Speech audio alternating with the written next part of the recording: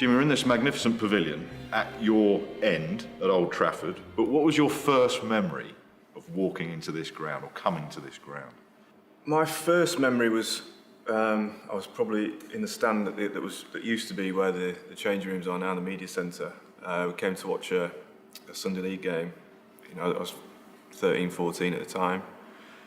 And I remember just seeing, it was a big crowd. I think it was Yorkshire were playing actually. So it was a big game, big crowd, seeing my heroes on the field. Others, Neil Fairbrother, Peter Martin, Glenn Chappell all playing.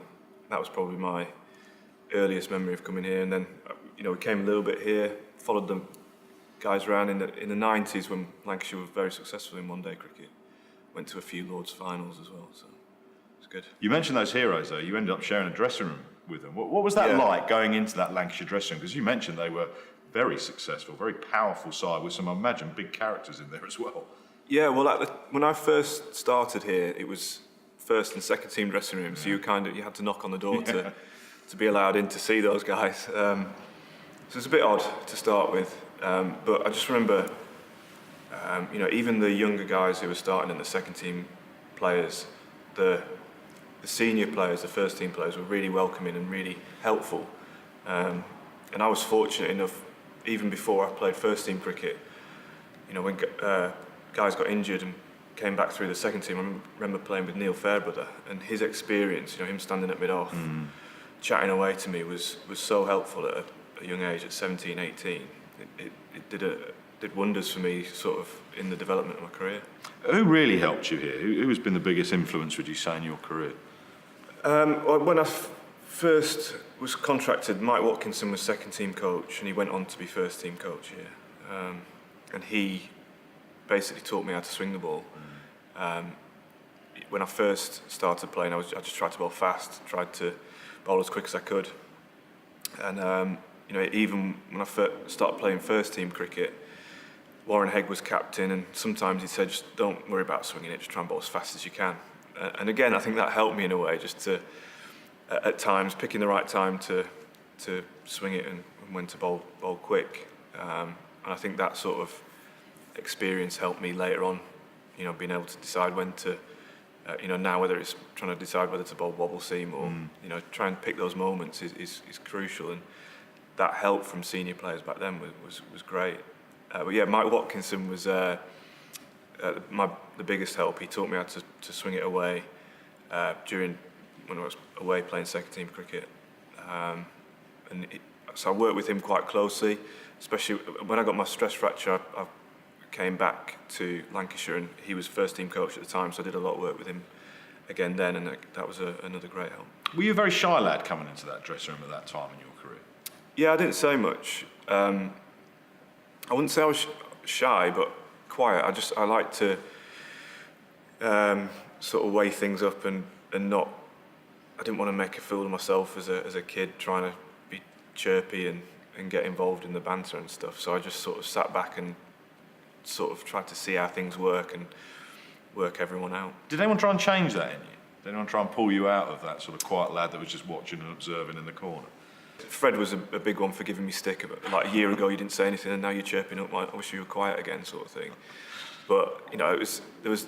I think it's encouraged just to be yourself, and sort of. It took a while for me to come out of my shell, but I think it's like now when you see guys come into the England dressing room, the younger players, I think I try and help, you try and make them relaxed and help them be themselves. Was it always cricket for you? Is that what you always wanted to be from a young boy, or was it other sports that caught your eye as well?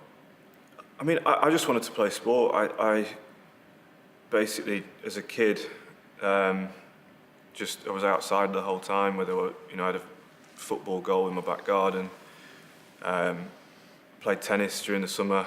Wanted to be Boris Becker. He was probably my biggest hero growing up. Really?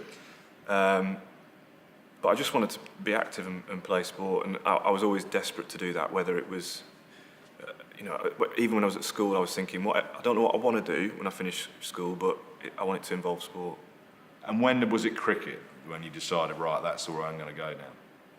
Well, I was pretty average as a kid growing up, like played for Burnley age groups, and from a young age, when you used to bat in pairs, I used to bat with my cousin, and he'd say, "Just get me on strike." And he was a bit bigger than me, so he was hitting 4s and 6s, and I bowled third or fourth change when we bowled. So I didn't really stand out as a kid. It was probably when I was 14, 15, when I started to grow a bit taller, and then I started bowling quicker, and then sort of 15. When I was 15, I played first team cricket at Burnley, and started to make an impression that way.